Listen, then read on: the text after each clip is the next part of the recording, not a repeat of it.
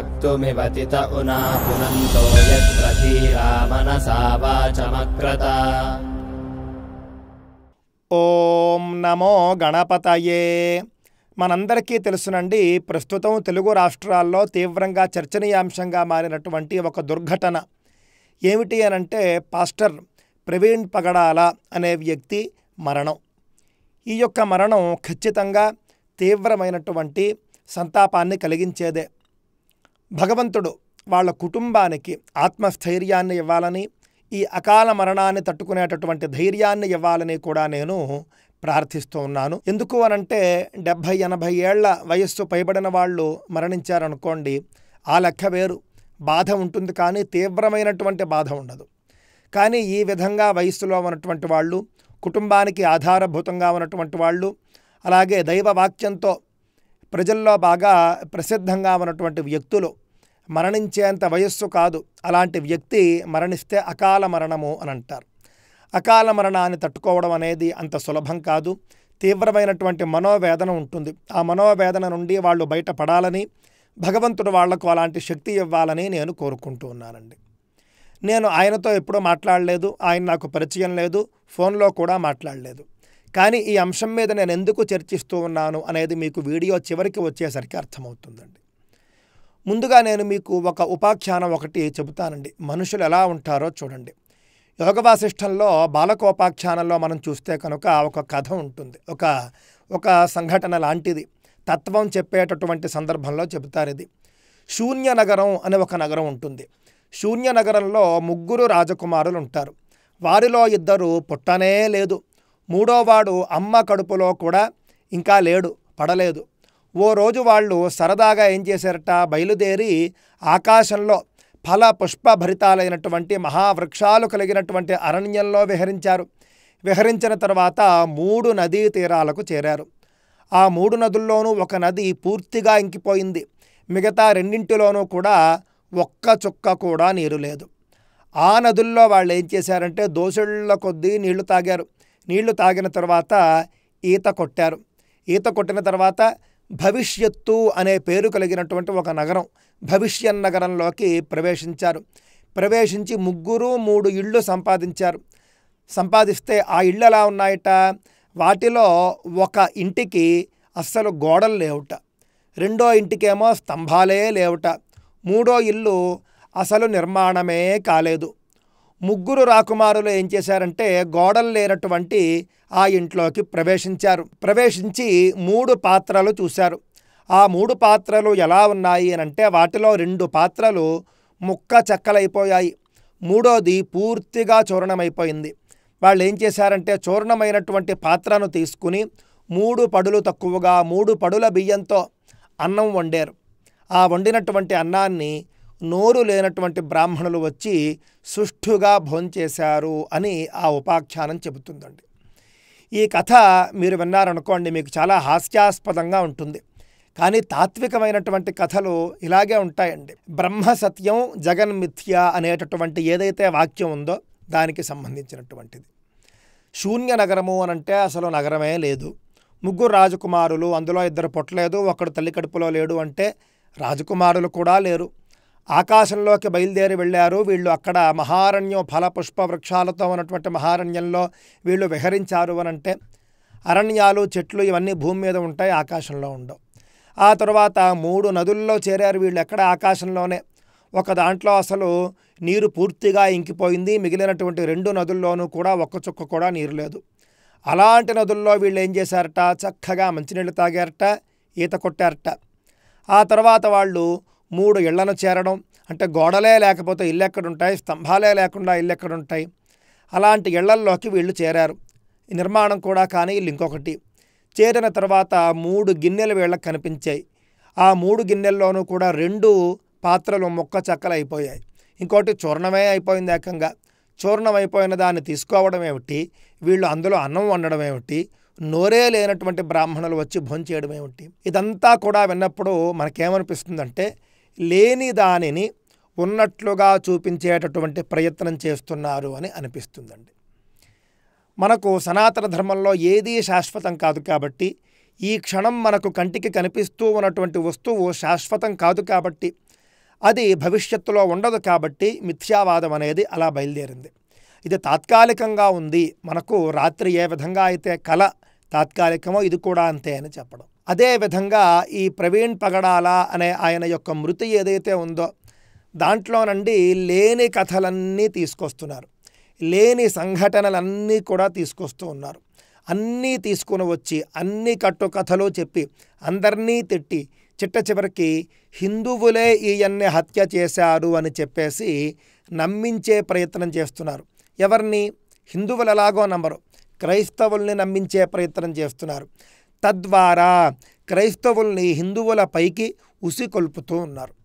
భవిష్యత్తులో దుర్ఘటనలు ఏవైనా జరిగితే కనుక ఎవరు బాధ్యులు దృష్టిలో పెట్టుకోవాలి. అసలు ఇది హత్య లేకపోతే మరణమా ప్రమాదమా అనేది చెప్పడానికంటే ముందు అందరూ అంగీకరించేటటువంటి విషయం ఏమిటండి, హైదరాబాదు నుండి ఆయన బుల్లెట్ బైక్ మీద రాజమండ్రికి బయలుదేరాడు అన్న విషయం. నిజంగానండి ఇది ఎంత బాధ్యతారాహిత్యం అండి. ఆయనకి సొంత కార్లు ఉన్నాయి, బాగానే ఆయనకు మిత్రగణమో అలాగే పాస్టర్ కాబట్టి శిష్యగణమో వాళ్ళంతా కూడా ఉంటారు. ఎవ్వరి సహాయము లేకుండా పోని కారు అతను డ్రైవ్ చేసుకుని రాలేదు, అలాగని వేరే డ్రైవర్లను పెట్టుకునైనా కారులో రాలేదు. మొత్తం హైదరాబాద్ నుండి రాజమండ్రి వరకు పూర్తి ప్రయాణం బుల్లెట్ బైక్ మీదే చేద్దామని చెప్పేసి ఒక్క ఆయనే బయలుదేరాడు. మంచిదే, అది ఆయన సింప్లిసిటీ అని చెప్పేసి గతంలో ఆయన చెప్పుకున్నాడు, చాలామంది అభినందిస్తారు. అది పోని బాగానే ఉంది అనుకుందాం. అలాంటప్పుడు ఏం చేయాలండి, ఈ ప్రయాణం అంతా కూడా పగటి పూట పూర్తయ్యేలాగా చూసుకోవాలి. ఒక్కడు వస్తున్నారు, బైక్ మీద వస్తూ ఉన్నాడు, మరి అలాంటప్పుడు ఎన్ని జాగ్రత్తలు తీసుకోవాలి? తీసుకోలేదు.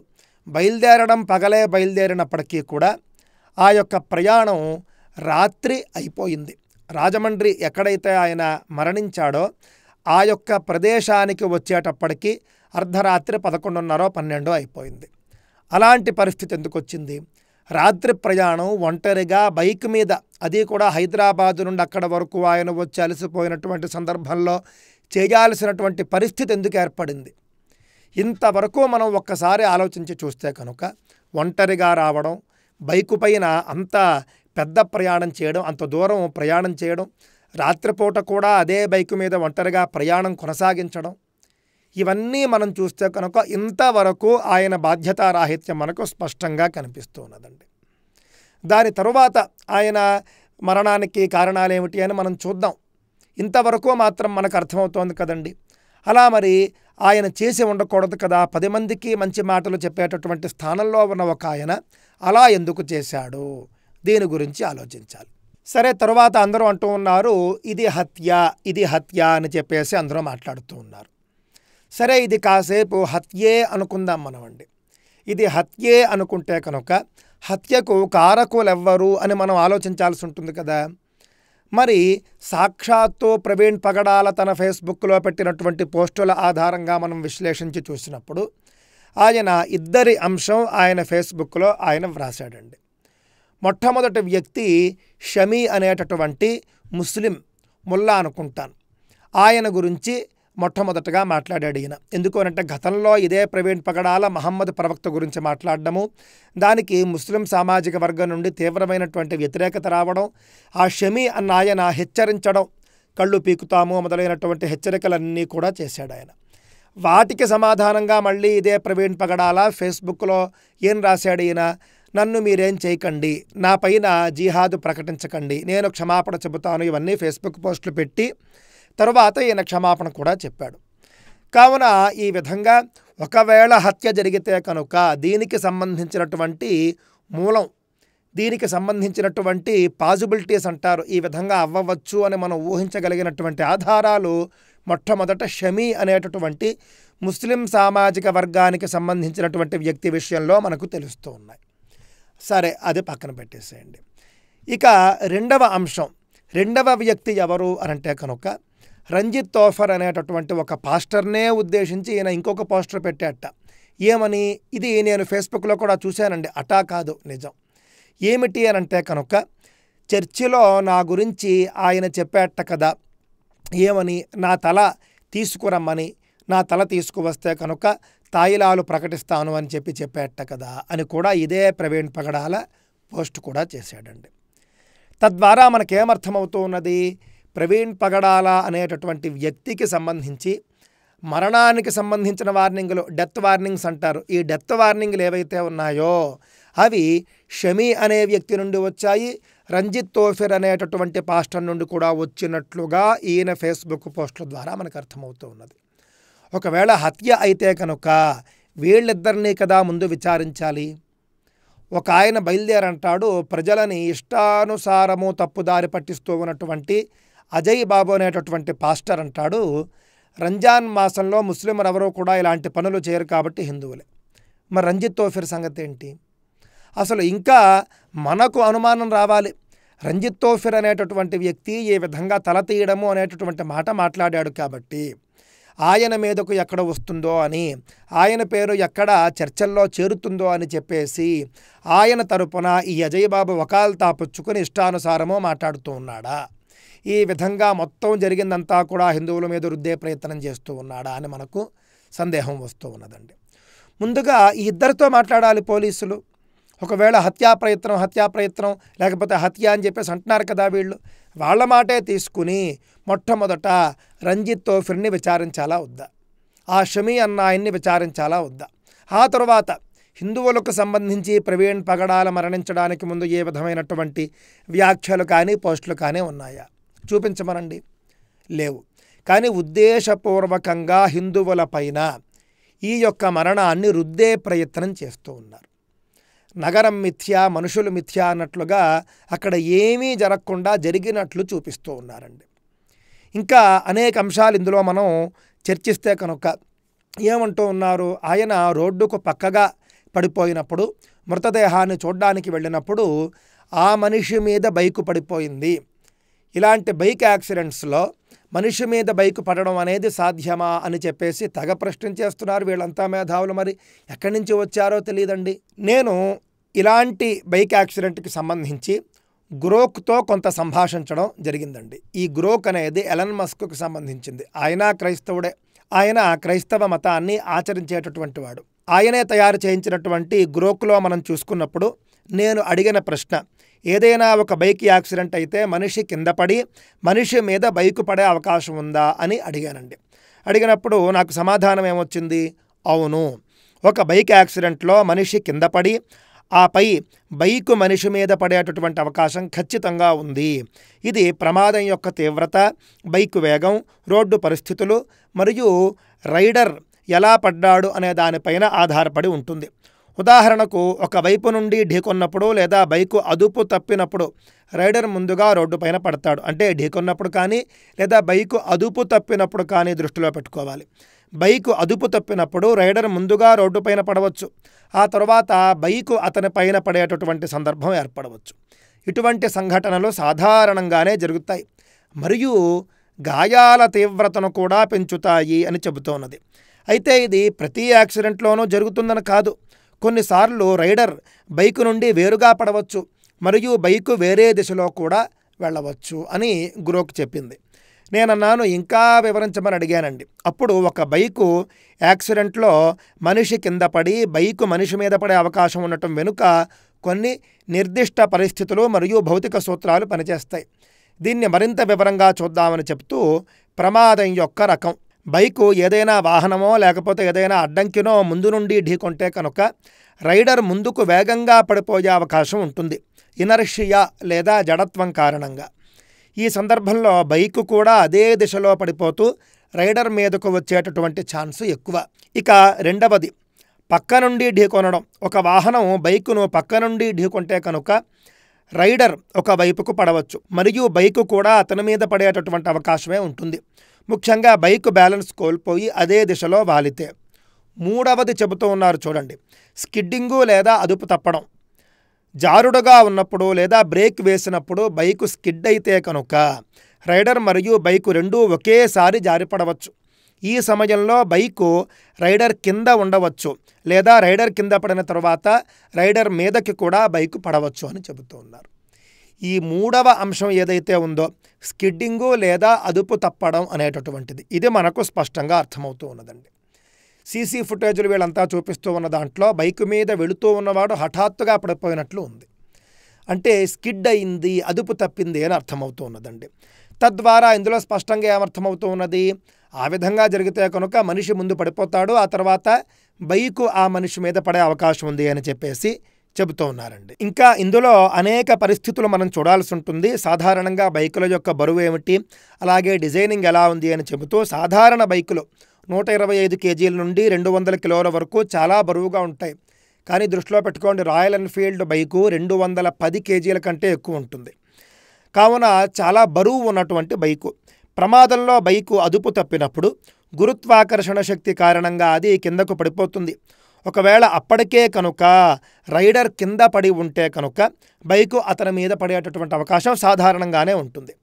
కొన్ని హెవీ బైకులు అని చెప్తూ బరువు ఎక్కువగా ఉండటం వల్ల ఇటువంటి సందర్భాల్లో రైడర్కు గాయాలు తీవ్రంగా అయ్యేటటువంటి అవకాశం ఉంటుంది అని చెబుతూ ఉన్నారండి. కావున ఈ సందర్భాల్లో బైకు మనిషి మీద పడడం, ఆ బైకు బరువుని బట్టి మనిషికి గాయాలు ఎక్కువగా అవ్వడం కూడా మనకు కనిపిస్తూ ఉన్నది.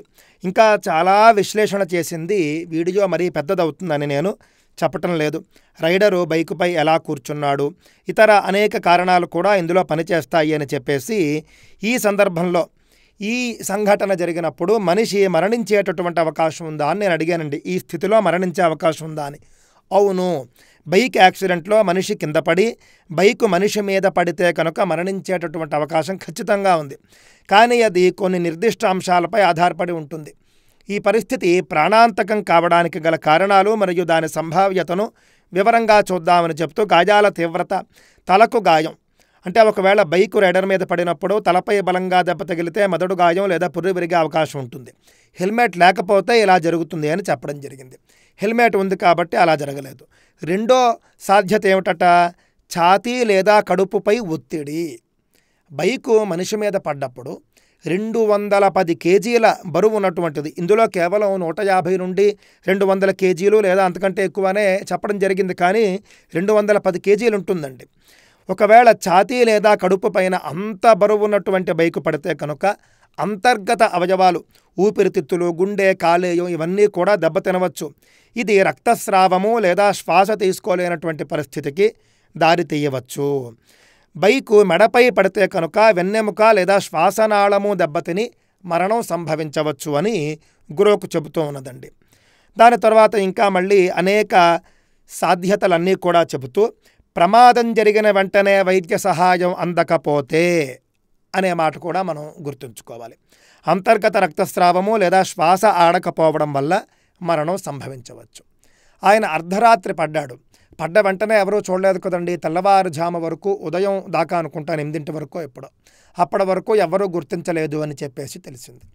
కావున ఇక్కడ జరిగినటువంటి సాధ్యతలన్నీ మనం చూస్తే కనుక ఇది ప్రమాదవశాత్తు బైకు అదుపు తప్పి పడిపోవడం వల్ల జరిగినటువంటి ప్రమాదము అని స్పష్టంగా అర్థమవుతున్నది. దానికి తోడు నిన్న ఈరోజు వచ్చినటువంటి అనేక సీసీటీవీ ఫుటేజీలు చూస్తే కనుక ఆయన మద్యం సేవించాడు అనేటటువంటి అంశాలు కూడా మనకు కనిపిస్తూ ఉన్నాయి. అది కాదు అని చెప్పేవాళ్ళు లేకపోలేదు, కానీ ఆయన మద్యం సేవించినట్లుగా, మళ్ళీ ఏలూరులో మరొక్కసారి సేవించినట్లుగా, అంటే 2 సందర్భాల్లో తీసుకున్నట్లు కూడా చెబుతూ ఉన్నారు. ఇక ఏం చెప్పాలండి, ఏదో సకల దరిద్రాలు ఒకే చోట చేరినట్లు ఈయన మరణంలో అన్నీ ఉన్నాయి. మద్యపానం ఉంది, అలాగే రాత్రి ప్రయాణం ఉంది, వేగం కూడా బాగానే ఉన్నట్లుగా మనకు కనిపిస్తూ ఉన్నది. ఇవన్నీ మనం చూసినప్పుడు ఇది చాలా స్పష్టంగా మనకు ప్రమాదము అని అర్థమవుతూ ఉంటే, అది కూడా ఆయనంతటా ఆయన చేసుకున్నటువంటి ఒక ప్రమాదం అని మనం చెప్పుకోవచ్చు. ఎవ్వరూ చేయలేదు, ఆయనకి ఆయనే చేసుకున్నాడు గాయం. ఇది ఆత్మహత్య లాంటిది. ఇది ఇంకా నాకు వస్తున్నటువంటి అనేక అనుమానాలు ఏమిటి అని అంటే కనుక, ఆయన మరణించారు అని చెప్పి తెలిసిన వెంటనే వీళ్ళంతా కొంతమంది దగ్గరికి వెళ్ళారు. ఏమైనా అప్పుడు వీళ్లకు మద్యపానానికి సంబంధించినటువంటి అంశం వీళ్లకు తెలిసి, ఇది బయటకు వస్తే మంచిది కాదు, ఇది బయటకు వస్తే కనుక పాస్టర్ల పైన, క్రైస్తవం పైన దుష్ప్రభావం ఉంటుంది అని భావించి ఈ విధంగా కేసును తప్పుదోవ పట్టించేటటువంటి ప్రయత్నం చేశారా? లేకపోతే రంజిత్ తోఫిర్ అనేటటువంటి ఆయన గతంలో అన్నటువంటి మాటలు ఈయన ఫేస్బుక్ పోస్ట్ ద్వారా మనందరికీ తెలిసినటువంటివి, అవి బయటకు వస్తాయనే కంగారుతో ఈ విధంగా కేసును తప్పుదారి పట్టించేటటువంటి ప్రయత్నం చేశారా? లేకపోతే రకరకాలుగా అనిపిస్తున్నది. లేకపోతే ముస్లింలు ఎవరైతే షమీ అన్న ఆయన హెచ్చరిక జారీ చేశాడో వాళ్లను కాపాడడం కోసం, పైగా పరమ పవిత్రమైనటువంటి రంజాన్ మాసంలో వాళ్ళు చేయరు, చేస్తాము అని ముందు వాళ్లే చేసినటువంటి హెచ్చరిక మనకు ఆధారంగా కనిపిస్తూ ఉంటే, రంజాన్ మాసంలో వాళ్ళు చేయరు అని వాళ్లను సమర్థిస్తూ రంజిత్ తోఫిర్ అన్నటువంటి విషయాన్నేమో పక్కన పెట్టేసి సొంత భాష్యాలు చేయడం ఏంటండి? ఈ విధంగా ఎవరైతే జనాన్ని తప్పుదోవ పట్టిస్తూ ఉన్నారో, ఈ విధంగా ఈ మరణానికి సంబంధించి ఎవరైతే విషాన్ని కక్కుతూ ఉన్నారో వాళ్లను అరెస్టు చేసి విచారించాల్సినటువంటి అవసరం ఉందా లేదా? మొట్టమొదట ఎవరైతే, పైగా నుండి కేఏ పాలు ఈయనంటాడు, పవన్ కళ్యాణ్ ఎక్కడో ఉపన్యాసంలో సనాతన ధర్మం గురించి అక్కడక్కడ మాట్లాడతారు ఆయన, ఆ మాటల వల్లే జరిగింది. ఏమైనా అర్థం ఉందా అండి? కళ్ళ ముందు చంపేస్తాము అని చెప్పినటువంటి 2 వర్గాలకు సంబంధించినటువంటి వ్యాఖ్యానాలు పక్కన పెట్టి, సనాతన ధర్మానికి మద్దతుగా పవన్ కళ్యాణ్ గారు ఎక్కడో 2-3 సభల్లో మాట్లాడితే అవే కారణం అని చెప్పి కేఏ పాల్ చెబుతాడు. అంటే ఎవరు చేయిస్తున్నారు? ఈ అన్నింటి వెనుక కూడా ఉండి నడిపిస్తూ ఉన్నటువంటిది ఎవరు? ఇదే సందర్భంలో 1-2 రోజులు అటు ఇటుగా 3 పాస్టర్లు మరణిస్తే, ఆంధ్రప్రదేశ్లో జరిగినటువంటి ఈ పాస్టర్ మరణాన్నే వీళ్ళెందుకు ఇంత పెద్దగా హైలైట్ చేసి పూర్తిగా విష ప్రచారం చేస్తూ ఉన్నారు? హిందువులపై ఎందుకు బురద జల్లేటటువంటి ప్రయత్నం చేస్తూ ఉన్నారు? ఇందులో నాకు కలిగినటువంటి మరొక ఆశ్చర్యం, బ్రదర్ షఫీ మోటివేషనల్ స్పీకర్, ఆయన తగుదునమ్మా అని ఇక్కడికి వచ్చి వాలిపోయాడండి. వాలిపోయి తీవ్రమైనటువంటి సంతాపాన్ని ప్రకటించేస్తున్నాడు, కన్నీళ్లు ప్రకటించేస్తున్నాడు. ఎందుకు? షమీ అనేటటువంటి ముస్లిం సామాజిక వర్గానికి సంబంధించిన వ్యక్తి చేసిన హెచ్చరిక అందరికీ అందుబాటులో ఉండడం వల్ల ఆ వర్గం వైపుకు ఎక్కడ తిరుగుతుందో అని ఆ వర్గం వాళ్ళు కొంతమంది ఈ షఫీని ముందుకు పంపించారా అని మనకు అనుమానం వస్తూ ఉన్నది. షఫీ వచ్చి కలిసిపోయాడు కాబట్టి ఈ యొక్క మరణం చాలా సులువుగా హిందువులపైకి మళ్లించడానికి వీళ్ళందరికీ కూడా పనికొచ్చిందండి. ఆ షఫీ అన్న ఆయన ఇదే ప్రవీణ్ పగడాలతో చాలా కాలంగా యూట్యూబ్ మూలంగా చర్చలు చేస్తూ ఉన్నాడు. ఆయన ఒక అంశం చెబుతూ ఉన్నాడు, ఈయనొక అంశం చెబుతూ ఉన్నాడు. చర్చ బాగానే జరుగుతోంది. మరి ఆ చర్చలు బాగా జరగడం వల్ల ఆయన మీదకి వస్తుంది అనుకున్నాడో ఏమిటో, ఆయన ఠక్కున వచ్చి వాలిపోయాడు. ఇంకా ఆయన ఉపన్యాసం చూస్తే కనుక మానవత్వం మంట గలిసిపోతుందా?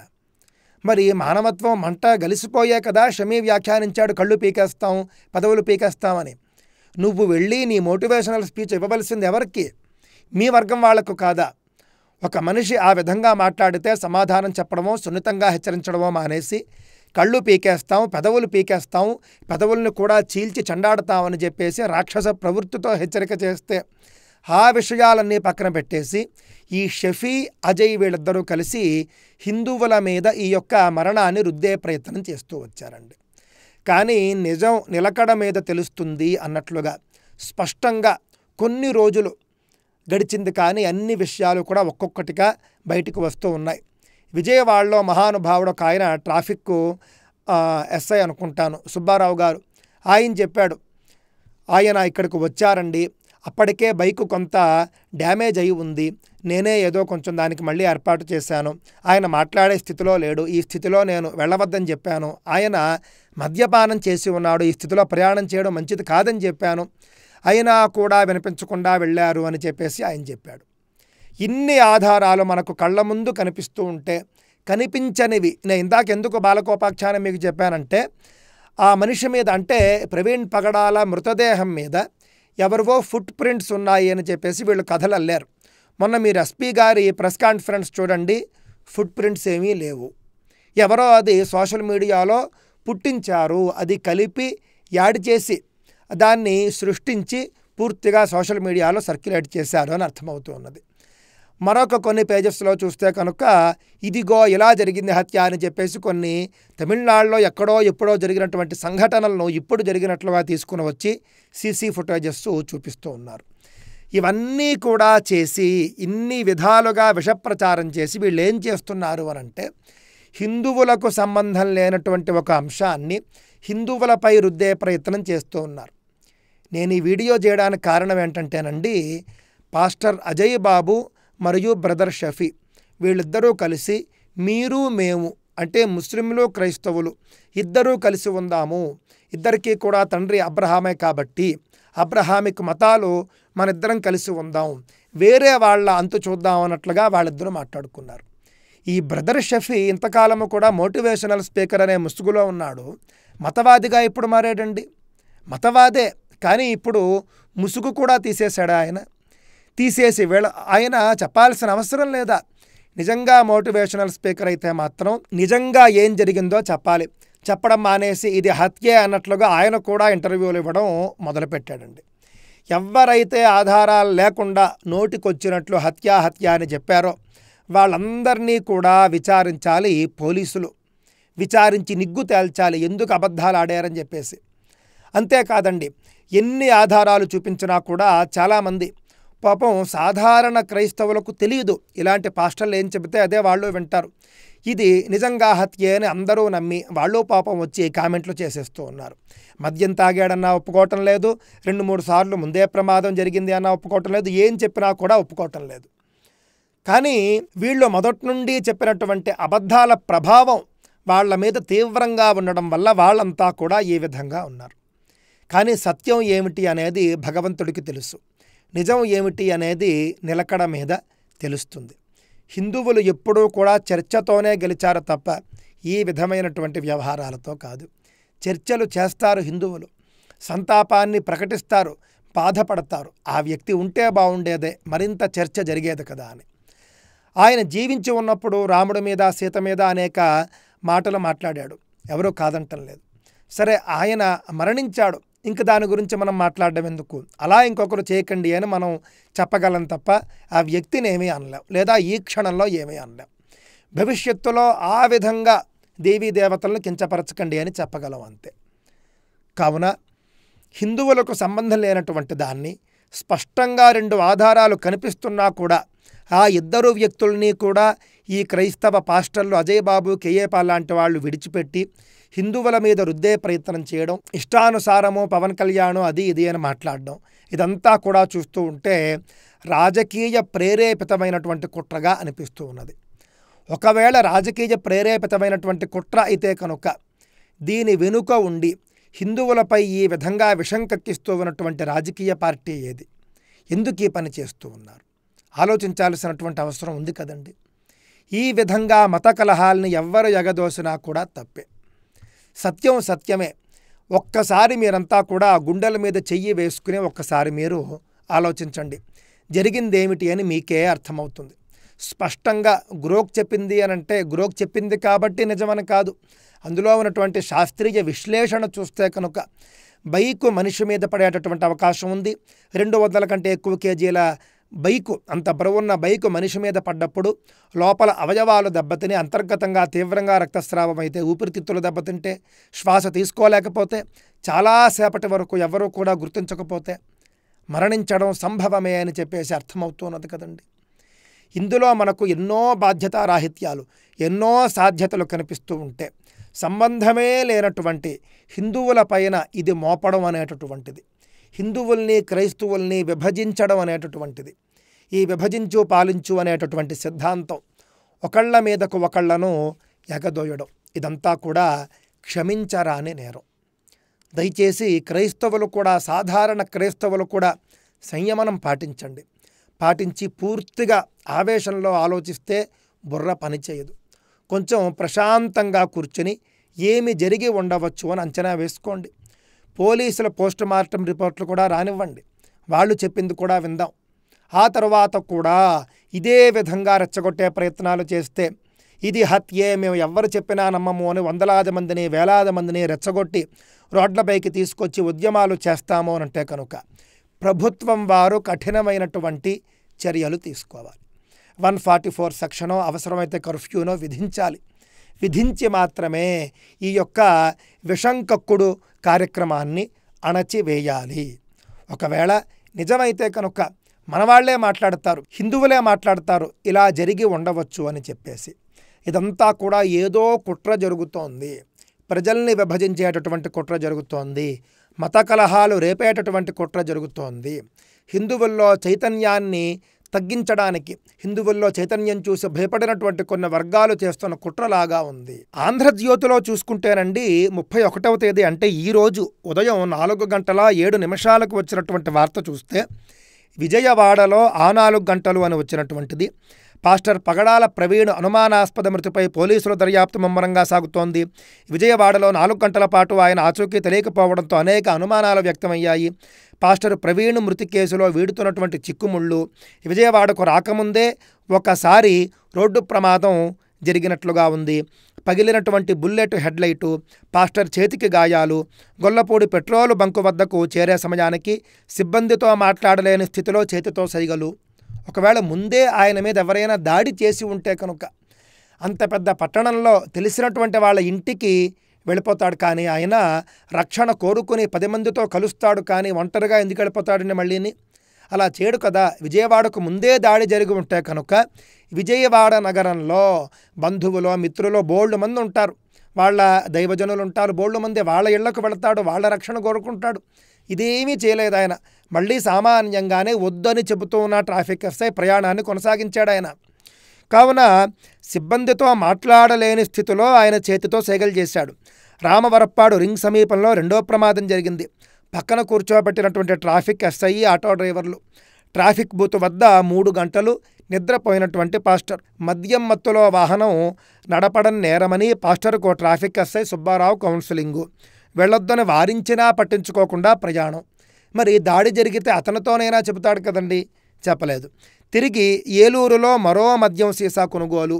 సీసీ ఫుటేజీలను స్వాధీనం చేసుకున్నటువంటి పోలీసులు. పాస్టర్ పగడాల ప్రవీణ్ అనుమానాస్పద మృతి కేసులో ఒక్కో చిక్కుముడి వీడుతోంది. విజయవాడలో ప్రవీణ్ 4 గంటల పాటు ఎక్కడున్నారు అన్న ప్రశ్నకు సాంకేతికంగా ఆధారాలను సేకరించారు పోలీసులు. రాజమహేంద్రం చేరుకోవడానికి ముందు ప్రవీణ్ విజయవాడలో ఆగినట్టు ఏలూరు రేంజ్ ఐజీ అశోక్ కుమార్ వెల్లడించినటువంటి విషయం తెలిసిందే. దీనిపై అనేక అనుమానాలు వ్యక్తమవడంతో సీసీ కెమెరాల ఫుటేజీ ద్వారా ప్రవీణ్ ప్రతి కదలికల్ని కూడా పోలీసులు గుర్తించారు. దీనికోసం విజయవాడ, రాజమహేంద్రవరము ఇలా అన్నీ కలిపి పోలీసులు మొత్తం 300 కెమెరాల ఫుటేజీలను విశ్లేషించారు. కోదాడలో మద్యం సీసా కొనుగోలు. పాస్టర్ ప్రవీణ్ ఈ నెల 24వ తేదీన ఉదయం 11 గంటలకు హైదరాబాద్ నుంచి బయలుదేరినటువంటి విషయం తెలిసిందే. ఆ రోజు మధ్యాహ్నం సమయంలో కోదాడలోని మద్యం దుకాణంలో 650 రూపాయలతో మద్యం సీసా కొనుగోలు చేసి ఫోన్పే ద్వారా చెల్లించారు. స్పష్టంగా ఫోన్పే ద్వారా ప్రవీణ్ పగడాల 650 రూపాయలు మద్యం షాపులోకి చెల్లించాడు అని చెబుతూ ఉన్నారండి ఈ పత్రికలో. ఎన్టీఆర్ జిల్లాలోకి ప్రవేశించడానికి ముందే ప్రవీణ్ మద్యం తాగినట్లు అనుమానిస్తున్నారు. సరిగ్గా కంచికచర్ల పరిటాల మధ్య అదుపు తప్పి పడిపోవడంతో బుల్లెట్ హెడ్లైట్ పగిలిపోయింది. సేఫ్టీ రాడ్స్ వంగిపోయాయి. ప్రవీణ్ చేతులకు గాయాలయ్యాయి. అక్కడి నుండి గొల్లపూడి చేరుకున్న తర్వాత బంకు వద్ద పెట్రోలు పోయించుకున్నారు. అప్పటికే ప్రవీణ్ మాట్లాడలేని స్థితిలో ఉన్నట్లు బంకులోని ఉద్యోగులు పోలీసులకు తెలిపారు. బంకుకు రాగానే ఎంత పెట్రోల్ పోయమంటారని సిబ్బంది అడిగితే ప్రవీణ్ 8 వేళ్లు చూపించారట. రూ. 800కు పోయమంటారా అని సిబ్బంది మళ్లీ ప్రశ్నించగా ఆయన అడ్డంగా తల ఊపారు. 8 లీటర్లు పోయమంటారా అంటే అవును అని సంకేతం ఇస్తూ తల నిలువుగా పైకి కిందకు ఊపారు. దీనికి సంబంధించినటువంటి డబ్బు రూ. 872 రూపాయలు మళ్లీ ఫోన్పే చేశారు. ఇదే ప్రవీణ్ పగడాల ఫోన్ నుండి. అప్పటికే ప్రవీణ్ చేతులపై కొట్టుకుపోయినట్లుగా గాయాలు ఉన్నాయని, బుల్లెట్ హెడ్లైట్ ఊడిపోయి ఉందని బంకు సిబ్బంది వివరించారు. దీనికి సంబంధించిన సీసీ కెమెరాల ఫుటేజీని పెట్రోల్ బంకు నుండి పోలీసులు స్వాధీనం చేసుకున్నారు. ఆ తర్వాత ఆయన జాతీయ రహదారిపై దుర్గగుడి flyover, Rajiv Gandhi park, Nehru bus station మీదుగా బెంజి సర్కిల్ 2వ ఫ్లైఓవర్ ఎక్కి మహానాడు జంక్షన్కు చేరుకున్నారు. ఆ మార్గంలోని అన్ని సీసీ కెమెరాల్లో ప్రవీణ్ బుల్లెట్పై వెళుతున్న దృశ్యాలు కనిపించాయి. మహానాడు కూడలి దాటాక రామవరప్పాడు రింగు వస్తుంది. ఇక్కడ సీసీ కెమెరాలను పరిశీలించినటువంటి పోలీసులకు ప్రవీణ్ కనిపించకపోవడంతో మహానాడు కూడలి రామవరప్పాడు రింగుకు మధ్యలో ఏదో జరిగిందని అనుమానించారు. రామవరప్పాడు రింగుకు 10 మీటర్ల దూరంలోనే వోక్స్ వ్యాగన్ షోరూంకు ఎదురుగా జాతీయ రహదారిపై బుల్లెట్పై నుంచి ఆయన పడిపోయారు. అక్కడ ఉన్నటువంటి ఆటో డ్రైవర్లు రింగులో విధులు నిర్వహిస్తున్నటువంటి ట్రాఫిక్ ఎస్ఐ సుబ్బారావుకు విషయం చెప్పారు. ఆయన ఘటనా స్థలానికి చేరుకుని ప్రవీణ్ను పైకి లేపి పక్కన ఉన్నటువంటి రెయిలింగ్ వద్ద కూర్చోబెట్టారు.